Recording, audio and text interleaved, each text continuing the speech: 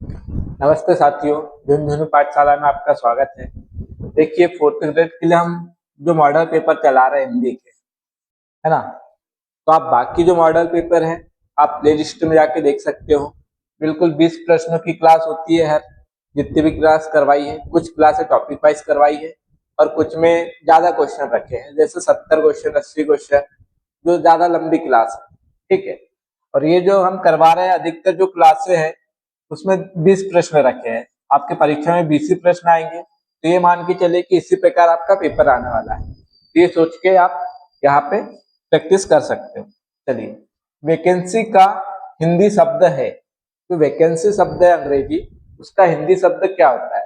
रिक्ति, नियुक्ति, स्वीकृति या फिर खाली जगह। तो वैकेंसी का जो हिंदी शब्द होता है वो होता है रिक्ति होता है। तो यहाँ पे पहला ऑप्शन सही हो जाएगा। अगला प्रश्न देखेंगे।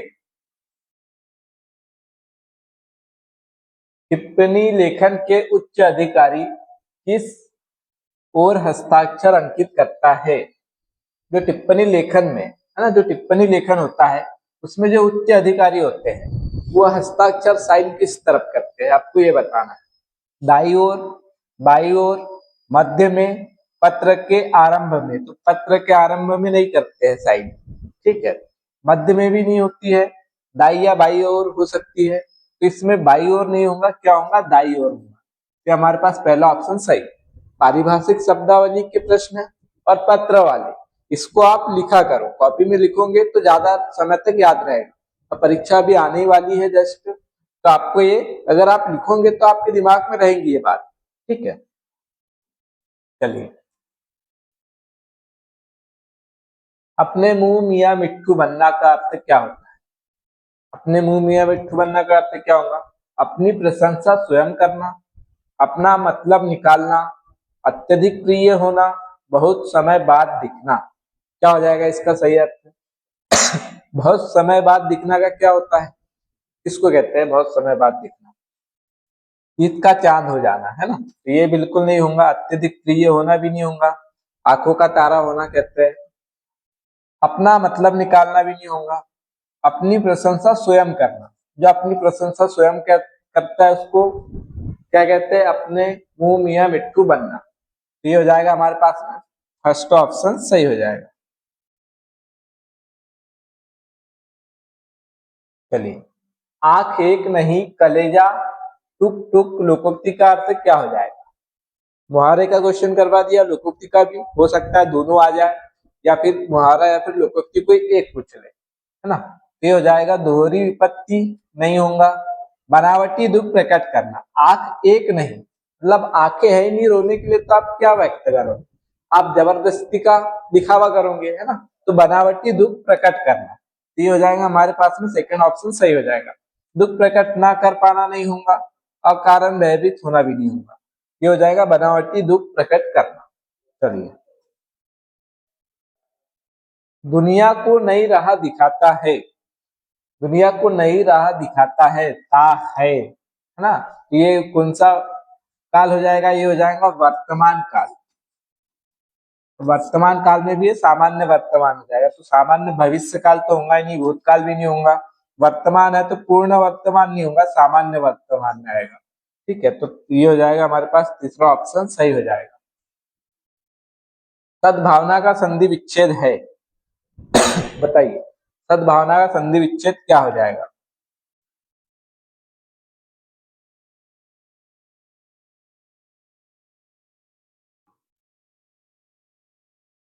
संभावना, भावना मतलब अपने जो भाव व्यक्त होते करते हैं उसको कहते हैं। और सद्भावना मतलब अच्छी भावना, तो जो सत होता है इसका अर्थ क्या होता है? अच्छा होता है।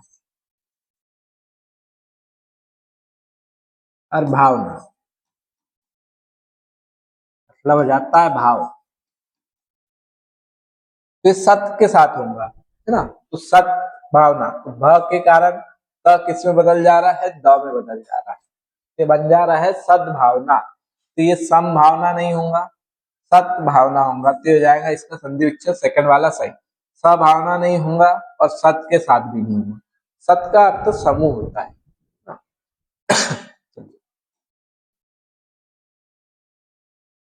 दुर्व्यवहार में उपसर्ग है। अब बताइए दुर्व्यवहार में उपसर्ग क्या है। अगर आपको संधि का पूछे तो आप संधि इस प्रकार से करिए, दुर्धन व्यवहार, ठीक है। इसमें विसर्ग संधि मानिए क्योंकि यही मानते आ रहे हैं। वैसे जो शुद्ध है वो है दूर, संधि भी इसी से होना चाहिए वैसे तो, दूर और व्यवहार। लेकिन आपसे संधि विच्छेद पूछे तो ये सही करना है आपको परीक्षा में, और उपसर्ग पूछे तो दूर करना है। दूर उपसर्ग होता ही नहीं है, दूर उपसर्ग होता है, ठीक है। अगर संधि की बात करें तो ये विसर्ग बदल जाता है र में, और ये आधा र यहाँ चल गया ये, ठीक है। तो उपसर्ग दूर नहीं होता, क्या होता है, दूर होता है। तो इस प्रकार से हो जाएगा, बाकी ऑप्शन गलत हो जाएगी। ऐसा ही अगर आपका नीर आ जाए तो नीर उपसर्ग होगा, और संधि करने की बात आई तो निय के साथ करिए। वैसे ही दूर हो गया, दूस आ जाएगा, उपसर्ग, संधि की बात आई तो दुओ के साथ करिए। ये चीजें आपको याद रखना है परीक्षा की दृष्टि से। मिठास में प्रत्यय है, मिठास में प्रत्यय बताइए कौन सा प्रत्यय हो जाएगा। मीठा और आस से बन जाता है मिठास। इसमें देखिए मीठा तो शब्द है, प्रत्यय नहीं है, ठोस है ही नहीं यहाँ पे कुछ, प्यास है ही नहीं, बचा आस, और जो कि सही है। तो यहाँ पे तीसरा ऑप्शन सही हो जाएगा, मीठा में आस लग के क्या बन गया, मिठास बन गया।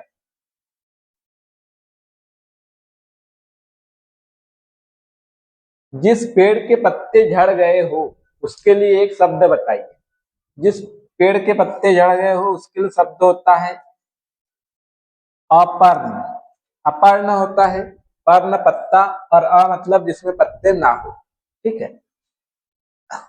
प्रपर्ण नहीं होगा, अपर्णा नहीं होगा, पत्रहीन नहीं कहेंगे उसको, अपत कहेंगे। अपर्णा ऑप्शन में नहीं है तो अपत कहेंगे, है ना। हो जाएगा अ और पत, ये बन गया अपत। ये भी बिल्कुल सही है, और ये भी अगर ऑप्शन में आए तो ये, और या फिर ये ऑप्शन दोनों में से कोई एक ऑप्शन में आएगा, है ना। तो जिस पेड़ के पत्ते झड़ गए हो उसको अपत कहते हैं। अशुद्ध वर्तनी वाला शब्द है, बताइए अशुद्ध वर्तनी वाला शब्द कौन सा है। उंगली बिल्कुल सही लिखा है या गलत लिखा है, बताइए। उंगली बिल्कुल सही लिखा है, इसमें कोई गलती नहीं है। बांस भी बिल्कुल सही है, पचवा नहीं होता है तो ये गलत है, और ये हमारे पास में सही हो जाएगा क्योंकि अशुद्ध वर्तनी पूछा। दांत बिल्कुल सही लिखा है, अब इसमें क्या गलती है बताइए, पचवा में क्या गलती है। ये पचवा नहीं होता है, ये होता है पांचवा, है ना। क्या होता है, पांचवा होता है। यहाँ पे प है, आ लगाना चाहिए था, जो कि यहाँ पे गलती है। तो यहाँ पे अशुद्ध वर्तनी हमारे पास में थर्ड ऑप्शन हो जाएगा।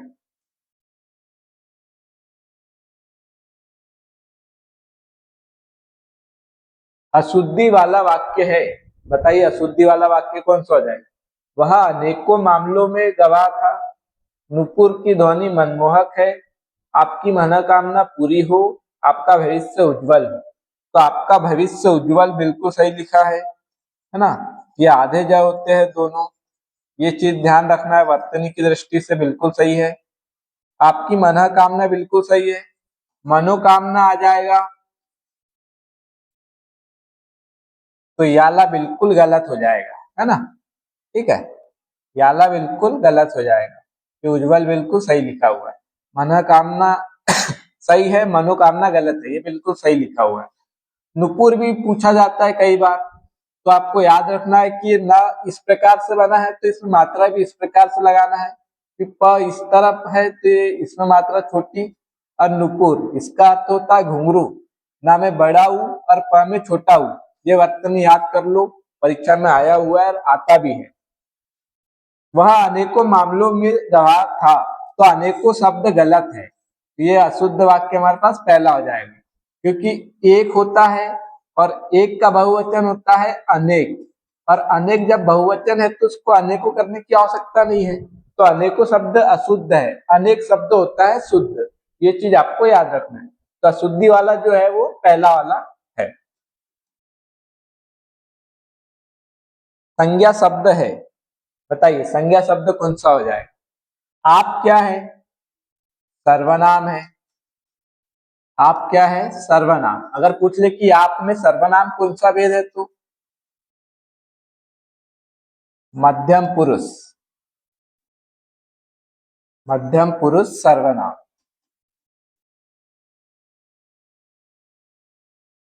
चलना क्या है? चलना है क्रिया। आकाश क्या है? आकाश है संज्ञा। लंबा क्या है? लंबा लड़का, है ना? ये क्या कर रहा है? विशेषता बता रहा है। ये क्या हो जाएगा? विशेषण हो जाएगा। अब प्रश्न आपसे पूछे कि विशेषण बताइए, तो चौथा ऑप्शन सही। संज्ञा बताइए तो आकाश सही। अगर पूछ लेता क्रिया बताइए तो चलना सही। अगर पूछ लेता सर्वनाम बताइए तो आप सही, है ना? जिस प्रकार से प्रश्न बनेगा आंसर उस प्रकार से हो जाएगा। ठीक है, तो यहाँ हमसे पूछा है संज्ञा शब्द, तो आकाश क्या है? संज्ञा शब्द है। चलिए, हो जाएगा उत्तम पुरुष सर्वनाम भेद है। जो उत्तम पुरुष है वो सर्वनाम का, कौन से सर्वनाम का भेद है ये बताना। तो सर्वनाम निजवाचक का है क्या? नहीं है, पुरुषवाचक का है ना? संबंध का भी नहीं, निश्चयवाचक का भी नहीं, किसका? पुरुषवाचक का। तो पुरुषवाचक के कितने भेद होते हैं? पुरुषवाचक सर्वनाम, ये चीज ध्यान रखना है आपको। इसके भेद पूछे तो कितने होते हैं? इसके होते हैं 3 भेद। एक होता है उत्तम पुरुष, उत्तम पुरुष सर्वनाम। दूसरा होता है मध्यम पुरुष,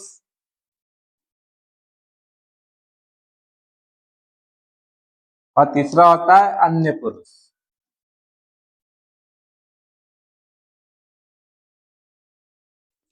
ठीक है, तो इसके 3 भेद होते हैं। अगर सर्वनाम की संख्या पूछे आपसे, संख्या तो कितनी होती है? 11 होते हैं। अगर सर्वनाम के भेद पूछे तो भेद कितने होते हैं? सर्वनाम के भेद होते हैं 6। ठीक है, और पुरुषवाचक सर्वनाम के पूछे तो 3।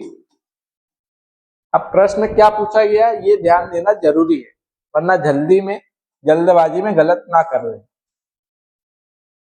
अंग्रेज किस भाषा का शब्द है बताइए?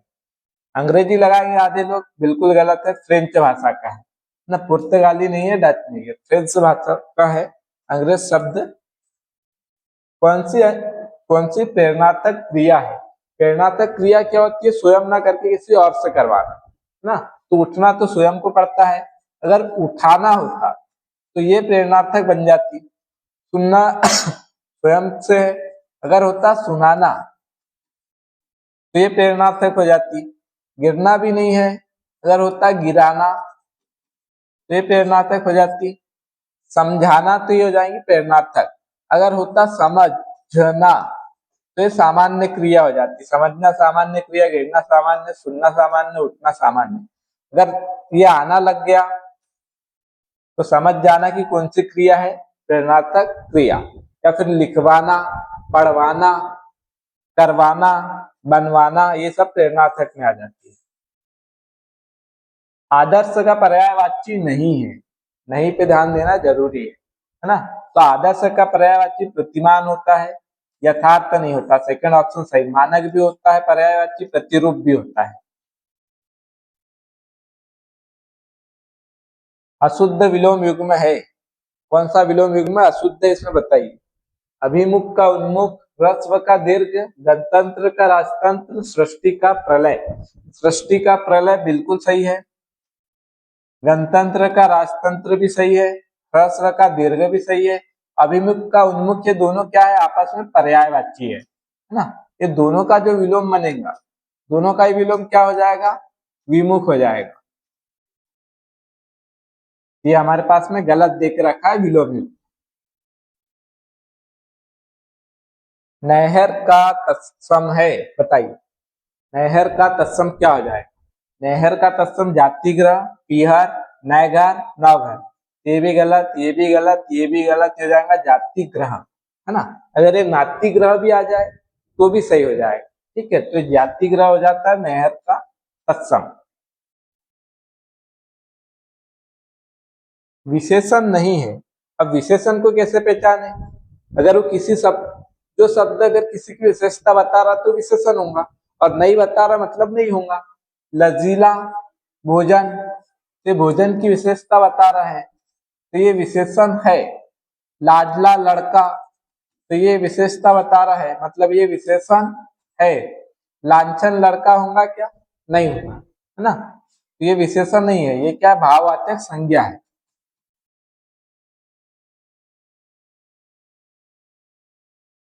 ये हो जाएगा हमारे पास थर्ड ऑप्शन सही। लापता लड़का, ये भी विशेषण बता रहा है, ये भी विशेषण है। लांछन की जगह वो होता लांछित, लांछित ना। तो लांछित कार्य, लांछन कार्य नहीं होता, लांछित कार्य होता है। अभी विशेषता बता रहा तो लांछित होता तो विशेषण होता, ठीक है। लांछन जो है भाववाचक संज्ञा है। प्रश्न ये भी पूछ सकते हैं कि भाववाचक संज्ञा कौन सी है, इसमें से भाववाचक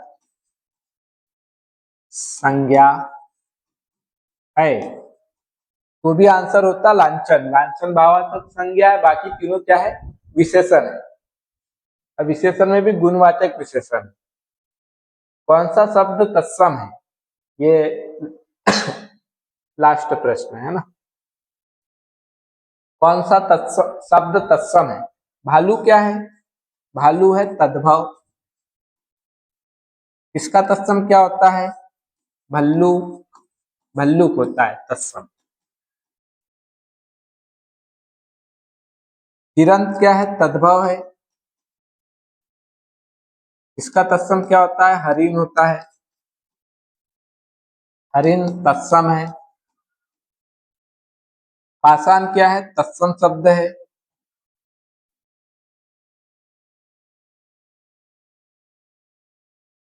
इसका तद्भव क्या होगा? पाहन हो जाएगा।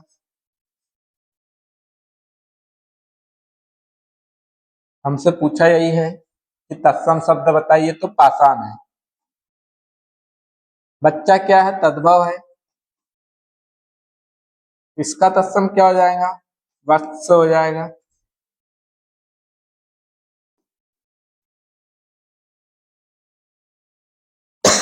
ठीक है। वत्स का एक तद्भव होता है और बछड़ा भी होता है।